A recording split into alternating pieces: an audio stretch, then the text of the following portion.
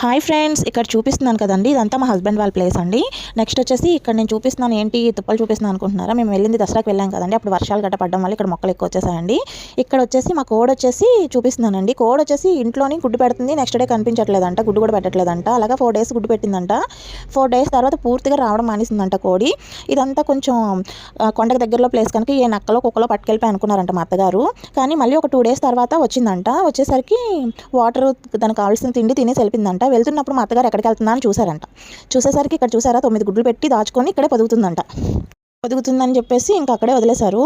కొంచెం అది సేఫ్గానే పెట్టుకుందిలేండి. కాకపోతే ఏ పాములు ఏమైనా వస్తాయని కొంచెం టెన్షన్ పడ్డాం, కానీ అది బాగానే సేవ్ చేసుకుందన్నమాట. అక్కడ పిల్లలు కూడా, నేను ఈ వీడియో తీసేటప్పుడు అయితే గుడ్లే ఉన్నాయండి. తర్వాత ఒక 3-4 daysకి పిల్లలు అయ్యాయి. చూసారు కదా, దొంకల్లో పెట్టుకొని చక్కగా దాన్ని పిల్లల్ని ఎలా సేవ్ చేసుకుందో.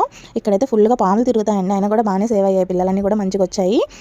కోళ్ళకి కూడా ఈ మధ్య తెలివితేటలు ఎక్కువైపోతున్నాయి, ఎందుకంటే ఈ వీడియో చూస్తే మీకు అర్థమవుతుంది కదా.